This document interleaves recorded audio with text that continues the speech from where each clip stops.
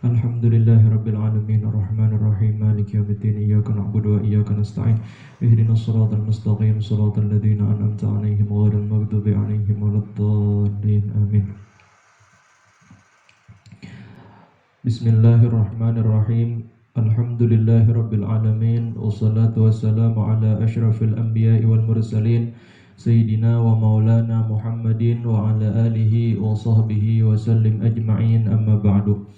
Allahumma salli wa sallim ala Sayyidina Muhammad nurika sari wa madadikal jari wajma'ni bihi fi kulli atwari wa ala alihi wa sahbihi ya nur nawayna ta'allum wa ta'alim wa tadhakkur wa tadhkir wa naf'a wal intifa' wal ifadah wal istifadah wal hath ala tamasuk bi kitabillahi ta'ala wa sunnati rasulih sallallahu alaihi wa alihi wa sahbihi wa sallam والدعاء إلى الهدى والدلالة على الخير ابتغاء وجه الله ومرضاته وقربه وثوابه اللهم ارزقنا علم لدني ومشرب صافي الهني وهب يا غني اللهم افتح علينا فتوح العارفين وفهم النبيين وحفظ المرسلين وإلهام الملائكة المقربين واجعلنا من أنفع المسلمين للمسلمين وأبرك المسلمين على المسلمين قرة العين لسيد الكونين Rabbi syrah li sadri wa yassir li amri wa hlul 'uqdatam min lisani yafqahu qawli bi rahmatika ya arhamar rahimin wala haula wala quwwata illa billahil aliyyil azim.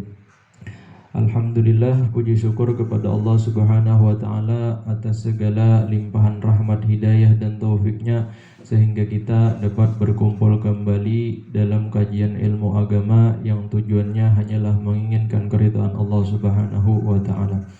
Dan salawat serta salam senantiasa tercurahkan kepada junjungan kita, kekasih kita, Nabi kita Muhammad sallallahu alaihi wa alihi wasallam beserta keluarga, sahabat, tabi'in ila yaumiddin. Alhamdulillah, kita kembali dikumpulkan oleh Allah Subhanahu wa taala dalam mencari keridhaan Allah Subhanahu wa taala, dan ketahuilah bahwasanya berkumpulnya kita pada saat ini adalah sebuah tanda bahwasanya Allah taala menginginkan kebaikan kepada kita. Sebagaimana disebutkan di dalam hadis Nabi Muhammad sallallahu alaihi wa alihi wasallam, man yuridillahu bihi khairan yufaqihu fiddin, yang artinya orang yang Allah kehendaki dia akan kebaikan, maka Allah akan berikan kepada dia kefahaman di dalam ilmu agama. Nah, artinya orang yang Allah kehendaki akan kebaikan di dalam dirinya, maka Allah akan bukakan pintu hatinya untuk menuntut ilmu. Nah, kemudian sebaliknya orang yang kada dikehendaki oleh Allah Ta'ala akan kebaikan, maka Allah akan kunci hatinya untuk menuntut ilmu. Nah, jadi tanda orang yang akan dimasukkan oleh Allah Subhanahu wa taala ke dalam surganya yaitu adalah orang yang ringan hatinya untuk menuntut ilmu. Nah, karena menuntut ilmu adalah sebuah tugas yang Allah berikan kepada hamba-hambanya, yang mana tugasnya ini sangat mulia di sisi Allah Subhanahu wa taala. Sehingga Allah Subhanahu wa taala berfirman, yarfa'illahu alladhina amanu minkum walladhina utul ilma darajat. Allah Subhanahu wa taala meninggikan derajat orang-orang yang menuntut ilmu dengan beberapa derajat. Artinya kada sama derajat orang yang menuntut ilmu lawan yang kada menuntut ilmu, jauh tingginya. Nah, karena disebutkan bahwasanya derajat seorang penuntut ilmu dengan para nabi itu bedanya hanya 1 derajat. Nah, saking tingginya lah. Nah, apa derajatnya orang yang menuntut ilmu. Bahkan para malaikatnya Allah Subhanahu wa taala itu merentangkan sayapnya bagi orang-orang yang menuntut ilmu ketika ia berjalan menuju majelis ta'lim. Nah, jadi kalau seandainya tokoh-tokoh dunia atau pemuka pembesar dunia itu mereka mendapatkan kemuliaan berjalan di atas karpet merah, maka kita sebagai penuntut ilmu mendapat kemuliaan dapat berjalan di atas sayapnya para malaikatnya Allah Subhanahu wa taala. Bahkan para malaikat bukan hanya merentangkan sayapnya kepada para penuntut ilmu, namun mereka pun memintakan ampun kepada kita. Nah, mintakan ampunlah kepada orang-orang yang menuntut ilmu. Kada hanya malaikat saja, bahkan ikan-ikan pun yang ada di lautan pun memintakan ampun kepada orang yang menuntut ilmu. Nah, jadi luar biasa lah kemuliaan orang yang menuntut ilmu agama. Nah, akan tetapi orang yang menuntut ilmu agama itu kadang mesti harus sekolah di pesantren. Nah, yang penting dalam setiap harinya ini ada menyisihkan waktunya untuk hadir majelis ilmu atau umpat bededangar aja gitu. Nah, entah itu di masjid kah atau di langgar kah atau misalnya lewat YouTube kah. Nah, yang penting jangan sampai berlalu daripada 3 hari 3 malam kita kadada mendengar kajian ilmu agama. Karena kajian ilmu agama itu adalah apa istilahnya santapan rohani kita. Nah, kalau diibaratkan seandainya ada orang nanggaring, kemudian inya itu kada diberi makan, kada diberi minum, dan kada diberi obat selama 3 hari 3 malam, nah panang terjadi mati ya kan? 3 hari 3 malam kada bermakanan, kada berminuman, kada diberi obat pulang, mana garing pulang, nah mati ya kan? Nah, kayak itu juga dengan orang apa istilahnya orang beriman. Apabila inya kada diberi makani dengan makanan roh yaitu ilmu agama, maka hatinya pun akan mati. Nah, itu. Jadi pentinglah kita sisihkan waktu kita barang misalnya sejam atau setengah jam dalam setiap hari kita untuk mendengarkan ilmu-ilmu agama. Nah, ini pentinglah. Nah, pada hari ini kita akan mempelajari sebuah hadis Nabi Muhammad SAW yang berkaitan tentang qawaidul Islam atau yang disebut dengan kaidah-kaidah Islam. Nah, An Umar radhiyallahu anhu ma aidan qala bainama nahnu julusun inda Rasulillah sallallahu alaihi wasallam dzata yaumin id tala'a alaina rajulun syadidu bayadith thiyab syadidu sawadis sya'r la yura alaihi atharus safar wa la ya'rifuhu minna ahad. Nah, di sini hadis yang diriwayatkan oleh Sayyidina Umar bin Khattab radhiyallahu anhu. Beliau berkata, nah, ajarnya Sayyidina Umar, pada suatu hari kami duduk bersama Nabi Muhammad SAW. Kemudian tiba-tiba datang seorang laki-laki yang terlihat rapi, yang pakaiannya sangat putih dan rambutnya sangat hitam. Dan terlihat bahwasanya orang ini bukan orang yang istilahnya baru melakukan perjalanan jauh, artinya ini orang parak haja. Nah, karena kada kelihatan bahwasanya pakaiannya rigat atau rambutnya misalkan berdebu, kada lah, kada kelihatan orangnya ini bersih benar, nah rapi benar. Kemudian datang ya kalau duduk di hadapan baginda Nabi Muhammad SAW. Nah, tapi ujarnya Sayyidina Umar dan para sahabat yang lain, kami kada denang mengenalnya siapa laki-laki ini.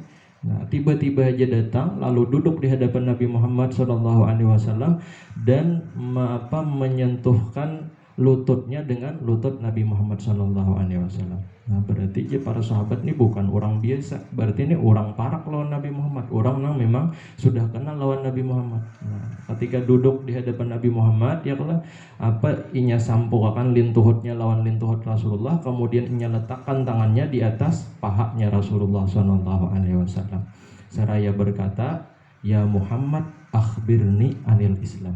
Nah, dia orang ini sejarnya laki-laki ini, wahai Muhammad, kabarkan kepada aku tentang Islam. Apa itu Islam? Ujar laki-laki ini kepada Nabi Muhammad. Nah, kemudian sahabat ini bingung pulangnya kalau mendengar istilahnya ada orang yang memanggil Nabi Muhammad dengan namanya secara langsung, wahai Muhammad, ujarnya si laki-laki ini tadi. Nah, kalau kebiasaan para sahabat itu kadang-kadang wanitanya memanggil Nabi Muhammad dengan panggilan nama. Nah, banyak namanya ya Nabi Allah, ya Rasulullah, ya Habibullah. Kadawani menyambat Muhammad. Tapi laki-laki ini memanggil Nabi kita Muhammad dengan ya Muhammad, wahai Muhammad. Nah, bingung ya kalau para sahabat siapa ini. Kemudian inya berkata, apa akhbirni anil Islam. Nah, ceritakan kepadaku apa yang disebut dengan Islam. Nah, kemudian Nabi kita Muhammad SAW bersabda, faqala Rasulullah SAW, al-Islam an tashhad an la ilaha illallah wa anna Muhammad Rasulullah wa tuqimus shalah wa tu'tiyaz zakah wa tasuma Ramadan wa tahujjal baita in istata'ta ilaihi sabila. Nah, kemudian Nabi Muhammad SAW bersabda, yang dimaksud dengan Islam itu adalah engkau mengucapkan 2 kalimat syahadat. Nah, kita naik saksi atau bersaksi bahwasanya tiada Tuhan selain Allah dan Nabi Muhammad adalah utusan Allah. Nah, itu yang pertama, ajarannya Nabi Muhammad. Kemudian sesudah itu wa tuqimus shalah, dan mendirikan salat, wa tu'tiyaz zakah, dan menunaikan zakat, wa tasuma ramadan, dan puasa di bulan Ramadan, wa tahujjal baita in istata'ta ilaihi sabila, dan melaksanakan ibadah haji bagi yang mampu. Nah, jadi secara umumnya ini adalah yang dimaksud dengan rukun Islam. Nah, pertama syahadat, ya Allah, kemudian kedua salat 5 waktu, kemudian puasa di bulan Ramadan, kemudian zakat, yang kelima adalah haji. Nah, ini ya kalau dasar pondasi agama atas 5 perkara ini. Nang mana apabila seseorang sudah mengucap 2 kalimat syahadat ini, maka resmilah inya menjadi seorang muslim. Nah, dan istilahnya nang maulah inya mengucap 2 kalimat syahadat, atau tujuannya inya mengucap 2 kalimat syahadat itu kita kada usah mengurusin. Artinya kadang ada orang nang berislam cuman sekadar karena hendak mendapatkan pangkat aja di sisi manusia supaya inya tinggi, lalu inya hendak berislam, atau inya hendak kawin biasanya lalu hendak masuk Islam, atau misalkan sifatnya napa-napakah nang selain daripada Allah Ta'ala. Pokoknya bila inya mengucap 2 kalimat syahadat, maka resmilah inya menjadi seorang muslim. Nah, bila sudah menjadi seorang muslim, maka wajib baginya melaksanakan sholat 5 waktu, kemudian puasa di bulan Ramadan, kemudian berzakat bila sampai nisabnya, kemudian berhaji apabila mampu. Nah, ini haknya lawan Allah Ta'ala. Adapun haknya sesama muslim, nah sesama muslim, satu muslim dengan muslim yang lainnya itu adalah bersaudara. Nah, bila inya sudah mengucap 2 kalimat syahadat, maka wajib bagi kita untuk menghormatinya. Maka wajib bagi kita menolong inya apabila inya minta bantu, dan apabila inya garing kita ilangi, dan apabila inya wafat kita kuburakan inya di pekuburan orang Islam. Nah, pekuburan muslim. Nah, itu wajib lah.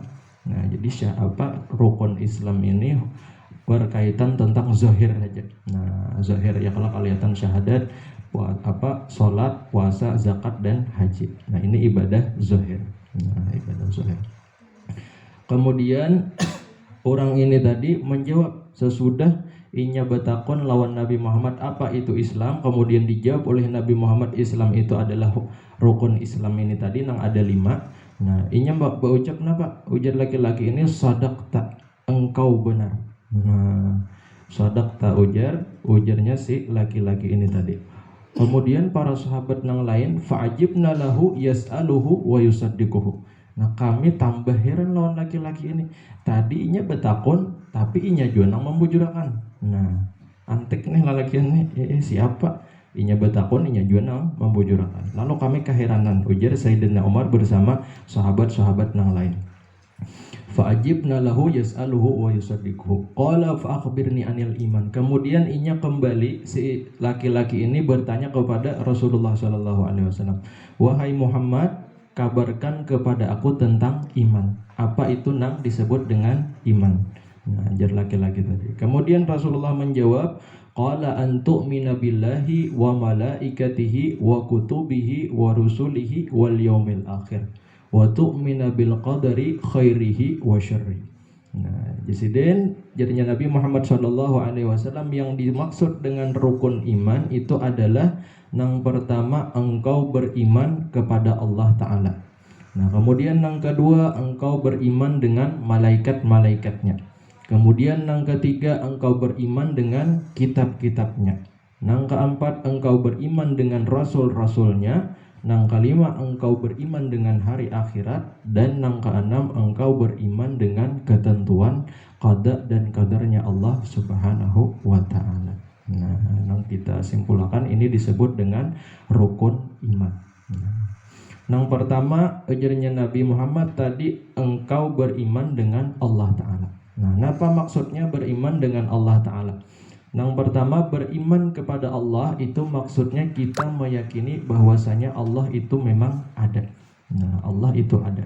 Kemudian yang kedua, kita meyakini bahwasanya Allah itulah yang telah menciptakan kita, dan Allah lah yang telah melindungi kita, dan Allah lah yang memberi kita rezeki. Nah, itulah. Kemudian yang ketiga, kita meyakini bahwasanya Allah itulah Tuhan kita, dan kada ada yang pantas untuk disembah kecuali Allah. Nah, Kemudian yang terakhir itu adalah bahwasanya kita meyakini bahwasanya Allah itu bersifat wahdaniyat. Allah Ta'ala itu esa, mustahil dua atau tiga.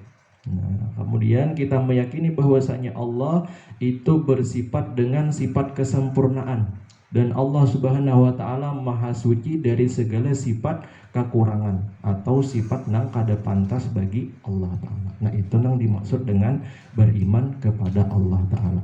Nah, jadi harus kita tanamkan bujur keimanan ini di dalam hati kita.